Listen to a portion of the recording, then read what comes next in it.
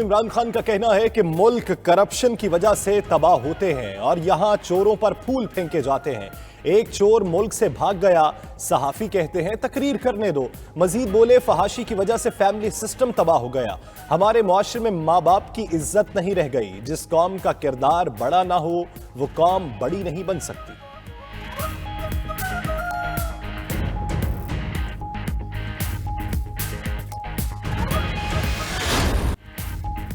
ملک کی سیاست کے اگلے 48 گھنٹے اہم۔ اپوزیشن نے تحریک عدم اعتماد کا مسودہ تیار کر لیا۔ 80 ارکان اسمبلی نے دستخط بھی کر دیے۔ مجوزہ مسودے میں کہا گیا کہ ملک میں سیاسی عدم استحکام اور غیر یقینی صورتحال ہے۔ خارجہ پالیسی مکمل ناکام ہو چکی۔ ملک اقتصادی زبوحالی کا شکار ہے۔ قائد ایوان کی اکثریت کا اعتماد کھو چکے۔ اپوزیشن نے اسمبلی اجلاس بلانے کی ریکویزیشن بھی تیار کر لی۔ متحدہ اپوزیشن میں ڈیڈ لاک ختم۔ 3 بڑی جماعتوں میں تحریک عدم اعتماد کی کامیابی پر فوری نئے انتخابات کرانے پر اتفاق۔ نئی حکمت عملی کے تحت تمام جماعتوں نے اپنے ارکان کو بیرون ملک جانے سے روک دیا۔ متبادل موبائل فونز نمبر لینے کی ہدایت۔ اراکین اسمبلی کو اسلام آباد پہنچانے اور تحفظ دینے کی تیاریاں بھی مکمل کر لی گئی۔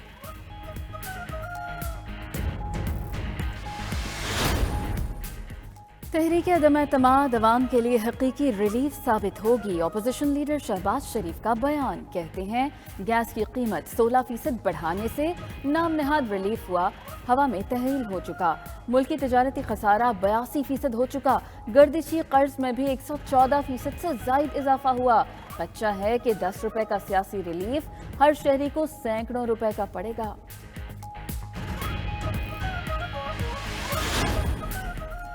پی ٹی آئی میں کوئی ترین گروپ ہے نہ بکاؤ مال، اتحادی بھی ساتھ ہیں۔ وزیر خارجہ شاہ محمود قریشی کو یقین، بولے زر اور زرداری سمجھتے ہیں کہ کسی کو خرید لیں گے تو ان کی بھول ہے، ہم مقابلے کے لیے تیار ہیں۔ پارلیمنٹ کو وزیر اعظم پر پورا اعتماد ہے۔ عمران خان نے مہنگائی کا مسئلہ بھی حل کر دیا، مزید ریلیف بھی دیں گے۔ پی ٹی آئی کا سندھ حقوق مارچ رواں دواں، کارکنوں کی بھرپور شرکت۔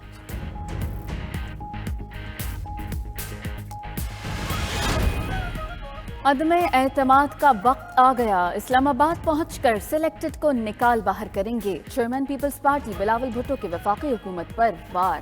پیپلز پارٹی کا عوامی لانگ مارچ رحیم یار خان میں موجود۔ بلاول بھٹو کی قیادت میں مارچ کے شرکاء آج بہاولپور سے ہوتے ہوئے ملتان پہنچیں گے۔ ملتان میں عوامی مارچ کے استقبال کے لیے تیاریاں مکمل ہو گئیں۔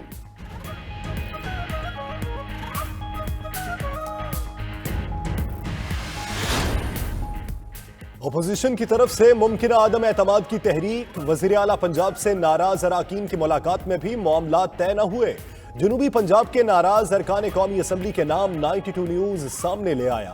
سردار نصر اللہ دریشک، سردار جعفر خان لغاری، خواجہ شہراز محمود اور سردار امجد فاروق کھوسا شدید ناراض ہیں۔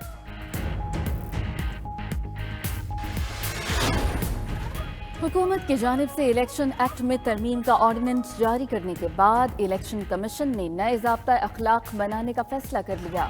الیکشن کمیشن نے اس حوالے سے اجلاس طلب کرتے ہوئے تمام سیاسی جماعتوں کو مشاورت کے لیے مراسلے ارسال کر دیے۔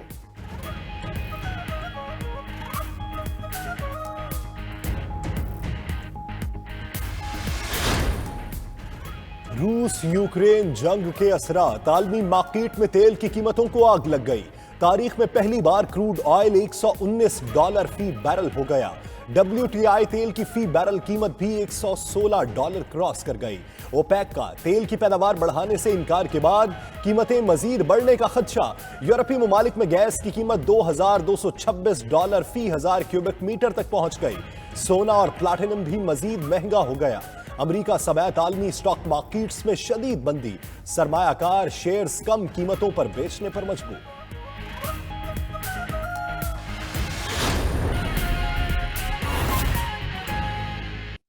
محنت اور کوشش کے بعد یہ کانسیپٹ کلیئر ہوا اور ڈاکٹر انیس جو چیئرمین ہیں، میں ان کا خاص طور پہ شکر گزار بھی ہوں اور ان کو خراج تحسین بھی پیش کرتا ہوں کہ انہوں نے ایک پورا روڈ میپ اب سامنے رکھا ہے کہ اب یہ جو رحمت اللہ عالمین اتھارٹی ہے، اس کے کون کون سے سٹیپس ہوں گے immediate term, short term, medium term اور لانگ ٹرم. میں سب سے پہلے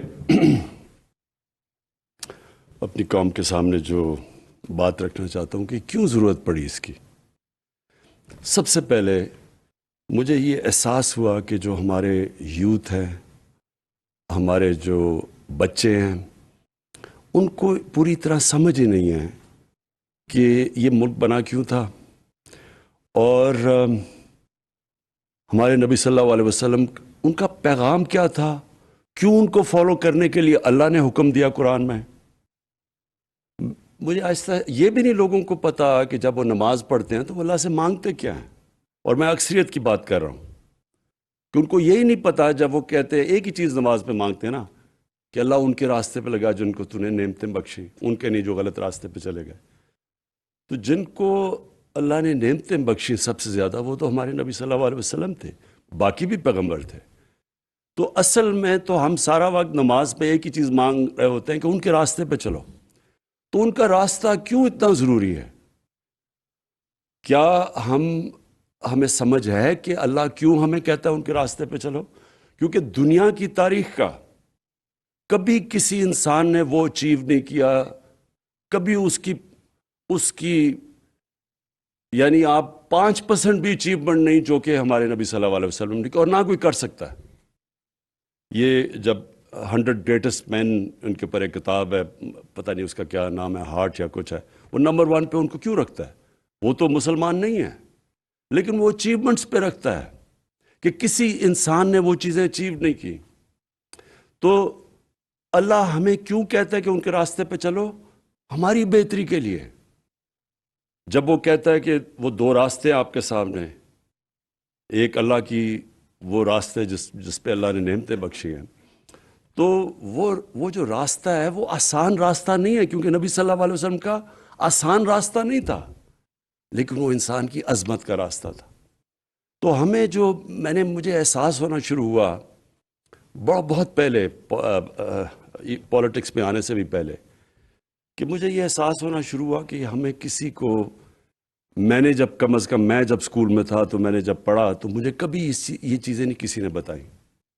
مجھے میری دینیات اور اسلامیات کی کلاس کے اندر مجھے کبھی یہ نہیں بتایا گیا کہ کیوں میں نبی صلی اللہ علیہ وسلم کے راستے پہ چلوں.